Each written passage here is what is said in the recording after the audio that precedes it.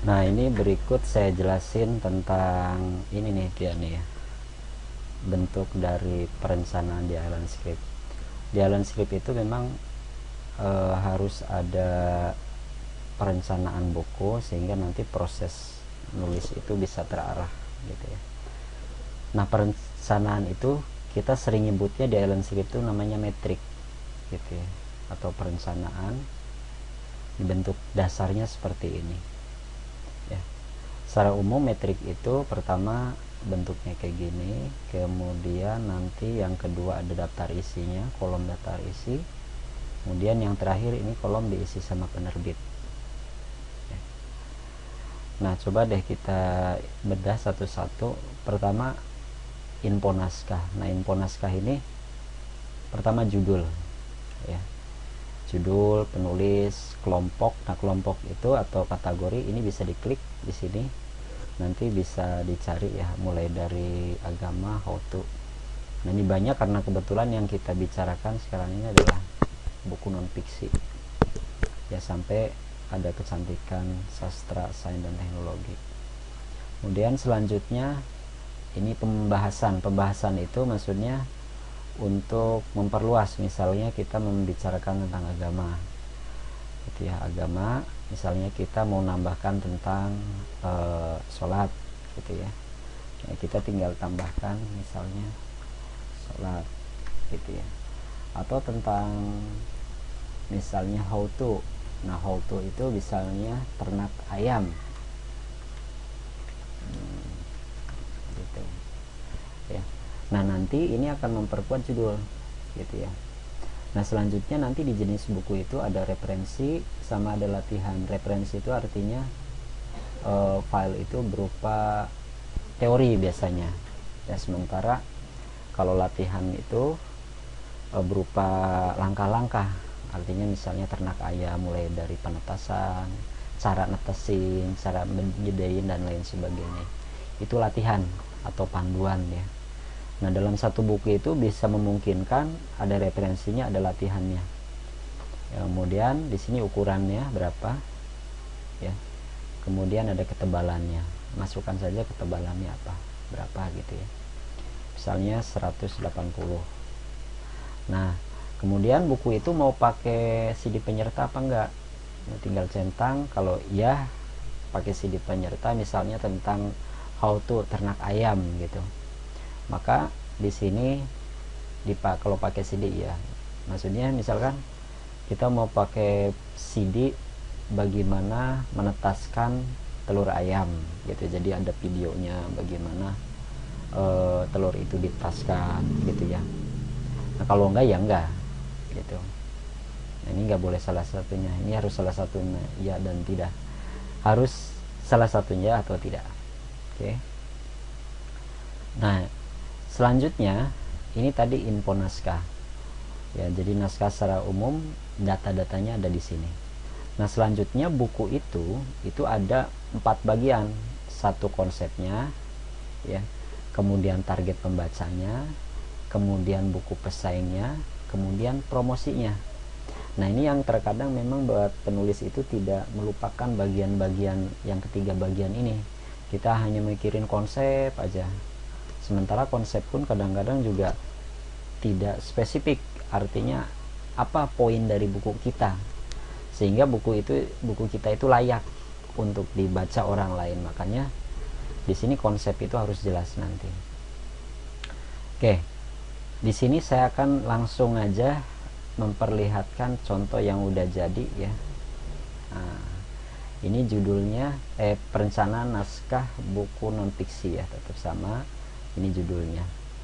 Misalkan mempersiapkan anak saleh dan salehah, panduan dan doa untuk ibu hamil menurut Islam ya.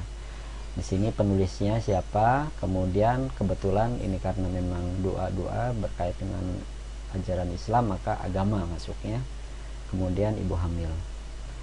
Nah, kemudian di sini ada referensinya ya, referensi dan ada latihan seperti itu. Nah, di sini konsepnya. Nah, ini konsepnya ya, nanti konsep buku itu di sini dimasukkan. Nah, konsep itu ini harus sedetil mungkin menjabarkan secara keseluruhan isi buku, ya. Dan diusahakan di sini harus detil informasinya, ya. Nanti secara online melalui asisten redaktur, contoh ini akan dibagikan secara umum, dan video dan rekaman ini juga di apa namanya, penjelasan ini direkam dan akan kita bagikan. Itu ya. Nah, misalnya ide dasar buku tentang judul di atas, misalkan penjelasannya begini. Buku ini menjelaskan 3 aspek, 3 poinnya sebenarnya di buku ini. Aspek penting dalam mempersiapkan untuk kehamilan misalkan. Pertama sisi rohani, kedua sisi aspek gizi, dan ketiga aspek kesehatan. Nah, itulah sebenarnya ide dasar membangun buku ini. Ya, membangun buku ini hanya 3 bagian itu. Nah, misalnya aspek rohani menjelaskan tentang doa-doa, ya, karena memang orang hamil itu tidak hanya butuh rohaninya aja, butuh kesehatannya dan butuh gizinya. Nah, maka 3 poin ini yang jadi pembahasan. Nah, kemudian nanti dari sisi apa namanya, pola penyusunan. Nah, yang disebut pola penyusunan itu bagaimana si penulis menumpahkan apa namanya, merepresentasikan ide tadi itu dalam sebuah tulisan, gitu ya, dalam sebuah tulisan. Itu di sini ada buku secara berurutan menjelaskan bagaimana mempersiapkan anak dari sejak awal. Nah, jadi buku ini dibahas secara linear, mulai dari ternyata mempersiapkan anak saleh itu tidak pada posisi mulai dari hamil, tapi semenjak dia mencari pasangan itu sudah harus dipikirkan, gitu ya. Artinya untuk anak yang saleh, kalau pasangan kita nggak saleh juga akan sulit. Nah, makanya dari sini yang akan dibicarakan.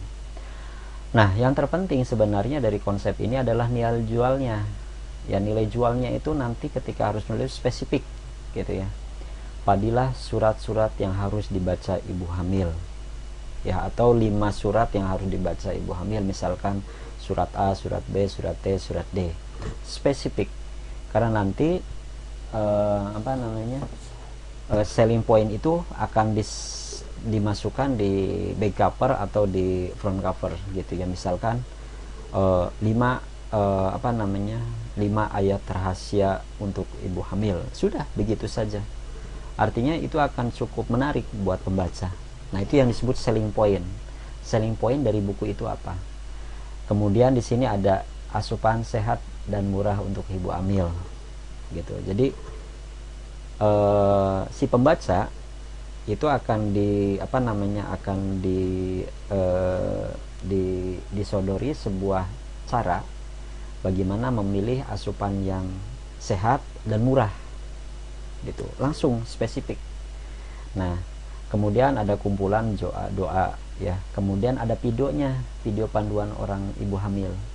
Jadi yang tadi saya bilang 3 komponen ini, sisi rohani, sisi aspek gizi, dan sisi kesehatan. Kesehatan kebetulan ini olahraga, sehingga di situ ada video bagaimana olahraganya ibu hamil. Jadi jelas berbeda olahraganya ibu hamil dengan olahraganya petinju, saya kira nanti beda di sini. Nah, inilah yang disebut selling point. Nah, selling point ini yang akan menjadi daya tarik utama buat si pembaca, gitu. Nah, yang terpenting sebenarnya nanti buku kita PS buku orang lain, ya, buku kita versus buku orang lain. Kita menulis buku ini harus didasari dari buku apa yang pernah dibaca. Kok bisa sampai nulisnya buku ini? Nah, mestinya harus ada buku benchmark, buku pengait, buku model yang memang menjadi tolak ukur kita nulis buku A ini, gitu. Misalkan nah ini ulasan buku sejenis, jelaskan tema buku sejenis yang sudah ada di pasaran. Apa perbedaan buku ini dengan buku yang sudah ada, ya. Oke, misalkan ulasan buku sejenis, buku tentang ibu dan hamil hanya membahas secara parsial, misalnya tentang doa saja, tentang kesehatan saja. Nah, makanya di konsep metrik ini 3 yang akan kita sodori. nggak hanya rohani, tapi ada aspek gizi dan aspek kesehatan gitu loh. Itulah yang kita lihat ya, meskipun nanti buku benchmarknya itu hanya satu, nggak perlu ini gitu ya. Jadi seperti itu. Nah, kelebihan buku ini apa dibanding buku yang tadi yang pernah dibaca? Menggunakan 3 pendekatan tadi ya, saling terhubung sebagai persiapan ibu hamil. Ada rohani, ada gizi, kemudian ada asupannya, kesehatannya. Nah, ini yang disebut konsepnya ya. Jadi konsepnya sudah betul-betul, konsep bukunya seperti itu. Jadi mengusungnya tiga bagian sehingga menjadi sesuatu yang menarik. Kalau boleh saya gambarkan tentang konsep yang tadi seperti ini sebenarnya ya, bahwa konsep naskah itu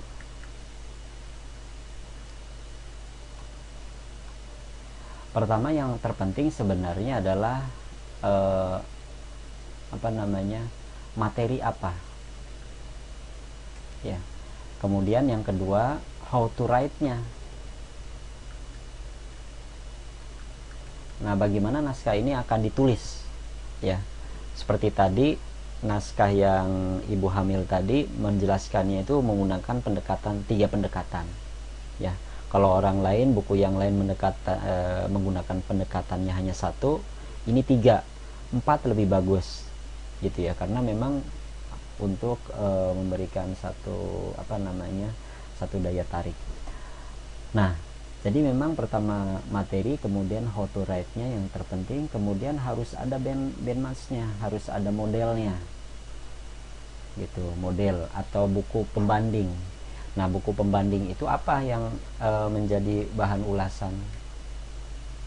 Ulasannya apa? Kemudian apa kelebihan kita dari buku yang tadi yang diulas itu apa gitu ya. Maka ini akan menjadi sebuah daya tarik tersendiri gitu. Oke, selanjutnya kita coba jelaskan. Tadi sudah membicarakan tentang konsep buku ya. Kemudian selanjutnya target pembaca ya, target pembeli buku. Yang jelas target pembeli buku ini adalah orang hamil, mungkin orang ini ya masih. Tapi saya kira ini akan melebar seperti pasangan muda gitu. Bahkan mungkin orang yang dekat dengan orang yang hamil, saya kira akan membeli ini untuk hadiah atau apalah gitu ya. Tuh, kemudian keberatan pembaca. Apa yang menjadikan si pembaca itu nggak mau beli buku kita? Ini harus disadari dari awal oleh penulis. Ya, kalau ini disadari, kita akan menghindari hal-hal yang memang tidak penting untuk menulis, gitu ya. Misalkan di sini dari sisi harga, apa yang menjadi pemberat dari sisi harga? Karena buku disertai dengan CD. Misalkan karena tadi ada CD-nya ya, misalnya saya tulis CD di awal sini, buku dengan CD, karena nanti itu ada latihan olahraga ibu hamil gitu, maka otomatis CD-nya, bukunya akan lebih mahal, sekitar 7.000 sampai 10.000 dari buku yang ada. Kalau buku dasarnya misalkan harganya 30.000 ya, dengan ketebalan misalkan 150 halaman, maka ketika ada CD-nya menjadi 40.000. Ini yang harus jadi pertimbangan si penulis, harus aware dari awal ya, harus ngerti target pembaca. Kemudian buku pesaing, nah ini yang memang harus menjadi bahan pertimbangan, buku pesaing. Nah, penulis saya kira tidak ujug-ujug dia membuat sebuah judul seperti ini tanpa dia memiliki benchmark model tadi gitu. Biasanya model tadi berasal dari buku yang sudah ada atau dari pengalaman. Kalau memang dari buku buku ini harus ada modelnya sehingga kita bisa memberikan positioning. Gak usah banyak-banyak, satu aja cukup. Misalkan tema bukunya itu tema judulnya doa dan zikir ibu hamil ya, harganya 29.000, ketebalannya 158. Buku yang sudah ada, alamatnya di sini ya, kita coba copy, Nah, ini buku yang tadi saya bicarakan, Doa dan Zikir Ibu Hamil, ya. Buku yang kita anggap sebagai versus kita, lawan kita. Ini ketebalannya 158, ya. Kemudian ini sinopsisnya, ya. Kemudian buku-buku yang mirip ini ada di sini. Nah, sehingga dengan model seperti ini, dengan benchmark seperti ini, kita akan mengetahui positioning kita itu di mana, ya. Seperti itu. Nah, ini wajib ada, harus ada, ya, untuk semua perencanaan buku. Tidak boleh tidak ada. Oke. Nah, selanjutnya setelah kita aware dengan buku pesaing, kemudian apa sih keistimewaan buku orang lain itu? Kita juga harus coba jujur kepada diri kita bahwa oh iya, memang kelebihan buku itu di sana, gitu. Tapi kita nggak usah melawan kelebihan kita, kelebihan orang lain dengan melebihi di situ, gitu, karena mungkin kelebihan kita ada di posisi yang lain, ya, seperti ada videonya, ada panduan macam-macam, sehingga itu yang menjadi yang menjadi daya tarik lain. Seperti misalnya kelebihannya apa, karena memang kumpulan doa, yaitu daftar doa dan zikir yang lengkap, mulai dari bangun tidur, mau tidur sampai bangun tidur itu ada doa-doa untuk itu. Dan yang terakhir yang tak kalah penting adalah dari sisi bukunya adalah promosi buku. Nah, ini yang tidak yang kadang-kadang luput buat para penulis, ya. Nah, di sini ada basis komunitas. Sebutkan komunitas apa yang akan Anda ikuti, komunitas apa yang Anda ikuti baik online maupun offline, ya. Misalkan nama komunitasnya Facebook. Nah, Facebooknya udah berapa temennya? 2000, ya. Twitternya udah berapa followernya? Misalnya 5000. Terus apalagi yang bisa membantu komunitas? Oh, saya punya komunitas arisan RT, komunitas sepeda sehat, atau apapun lah namanya, sehingga itu akan mengenerate, akan membantu buku kita itu dijual, meskipun nanti secara teknis bukan kita nantinya, ya, tapi mungkin entah penerbit, entah siapa, gitu ya. Nah, makanya ini penting. Nah, kemudian upaya promosi. Nah, ini apa yang dilakukan oleh penulis untuk melakukan langkah-langkah promosi. Ya, misalkan di sini kalimatnya, saya memiliki blog yang cukup banyak dikunjungi. Blog yang saya miliki membicarakan tentang kesehatan ibu hamil. Ya, misalkan saya punya blog, kemudian blognya diisi tentang cara-cara kesehatan ibu hamil dan lain sebagainya, itu ada semua, ya. Oke, nah ini yang kaitannya dengan perencanaan buku, ya, perencanaan yang disebut kita metrik. Tapi metrik itu harus lengkap dengan namanya daftar isi ini. Nah, daftar isi. Nah, daftar isinya seperti ini. Nah, daftar isi ini yang saya highlight ini akan sangat berkaitan dengan pola penyusunan ini. Pola penyusunan dengan daftar isi ini akan saling erat banget. Nah, misalkan ini akan menjadi sebuah daya tarik, tidak hanya buat tapi untuk penerbit sekalipun. Ini akan sudah naskahnya udah bagus, konsepnya udah bagus, kita aware sama sama buku yang sejenis, kita aware sama promosinya, kita aware sama pembacanya, plus ditambah juga dengan daftar isinya, ya. Nah, seperti ini. Nah, sehingga dengan perencanaan buku sedetil ini, saya kira akan memudahkan siapapun untuk untuk menyelesaikan buku. Sehingga secara mudahnya sebenarnya ketika metrik ini diserahkan ke siapapun, ya, ini akan bisa dikerjakan, gitu, tanpa harus si penyusun metrik ini, karena detailnya itu sudah ada semuanya, petanya sudah ada, dari mulai start sampai finish buku ini, perencanaan ini sudah selesai, ya, sehingga siapapun yang mau nulis itu bisa, ya. Kemudian yang terakhir ini diisi oleh para redaktur dari penerbit, namanya siapa, evaluasinya gimana, dan lain sebagainya, ya. Jadi ini yang menjadi sebuah aware kita bahwa naskah yang baik. Ya, saya ulangi lagi. Nah, di sini kita coba membicarakan tentang naskah yang baik ya.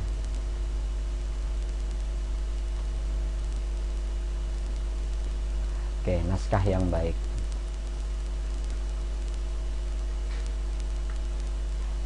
Naskah yang baik. Jadi naskah yang baik menurut saya, pertama dari sisi kualitas oke. Kualitas oke ya. Kualitas terjamin. Kemudian kita aware terhadap buku sejenis atau buku pesaing ya.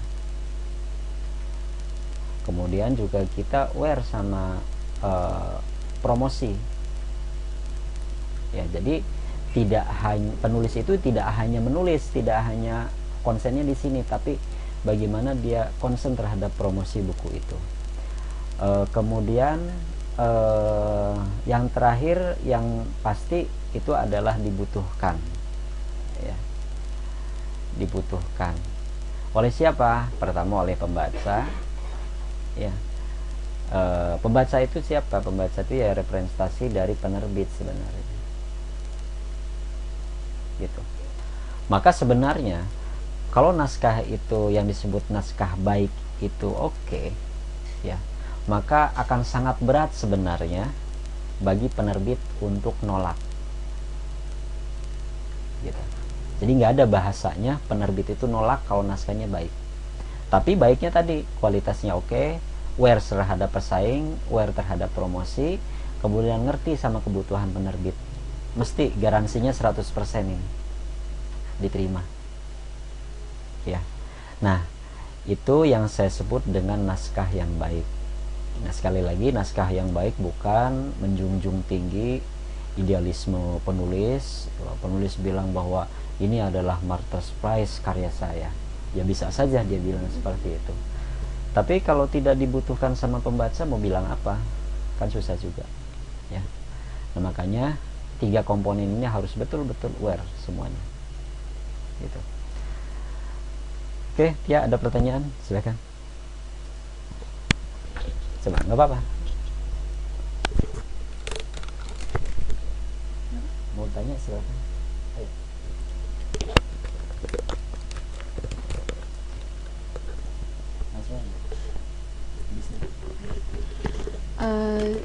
Jika kita bikin metrik nggak pakai pesaing ya, nggak menuliskan pesaingnya kayak gimana karena merasa nggak enak atau takut ditolak, itu gimana?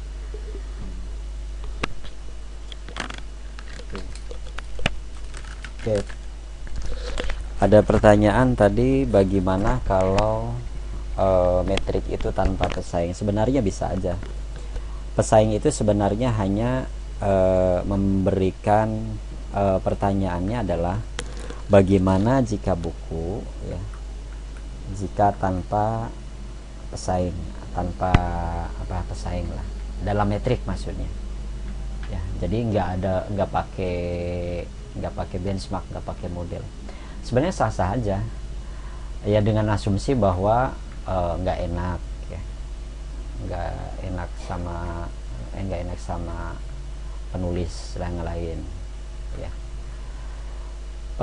Di sini kita memang bukan untuk mencari keburukan buku itu ya, tapi mencari titik mana yang belum terisi ya. Jadi mencari ya titik mana yang belum terisi. Bisa saja titik itu yang memang sebenarnya misalkan itu yang sangat dibutuhkan oleh penerbit, oleh penulis, oleh pembaca, sehingga kita bisa mengangkat isu itu gitu ya. Nanti mengenai teknisnya, karena ini mungkin contoh ya, diperlihatkan pembaca dan lain sebagainya, mungkin ini hanya contoh, tapi kalau sudah jadi metrik itu wajib, itu harus ada ya ya. Nanti disampaikan ke para penulis bahwa itu memang harus ada ya metrik itu. Nah, bentuk metrik itu seperti ini ya nantinya. Mana pesaing itu? Nah, ini nih pesaing ya. Pesaing, URL-nya ada, Ya URL itu adalah alamat websitenya, ada ya dimanapun lah terserah. Yang pasti ini akan mempermudah si penerbit untuk dia kan tinggal ngopi aja kan, tinggal ngopi, caranya tinggal begini, klik kanan, tinggal taruh di browser, sudah langsung enter, sudah langsung ketahuan buku itu gitu. Nah jadi ini yang memang harus dipahami oleh semua pihak ya, bahwa di Island Script betul-betul seperti yang tadi saya bilang, bahwa naskah berkualitas itu kriterianya panjang memang ya. Pertama, aware terhadap pesaing, aware terhadap promosi, aware terhadap pasar gitu ya, baru naskah itu bagus gitu ya. Nah ini yang menjadi value sebenarnya, nilai lebih di Island Script. Yang penawaran ini mungkin ya inilah yang diberikan kepada penulis ya, kepada penulis Island Script. Oke, mudah-mudahan ulasan singkat ini tentang bagaimana cara menyusun konsep menyusun metrik atau perencanaan naskah, khusus berkait dengan berkait dengan buku-buku, dengan buku non fiksi. Cukup sekian. Jika ada pertanyaan silahkan layangkan ke asisten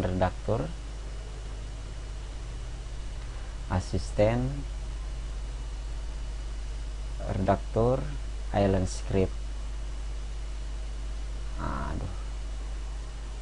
@gmail.com ya. Silahkan pertanyaan ini diarahkan ke sini ya, atau buka di website Island Script ya, islandscript.net, ingat .net ya, bukan .com. Nanti di situ banyak informasi yang bermanfaat. Oke, cukup sekian. Assalamualaikum warahmatullahi wabarakatuh.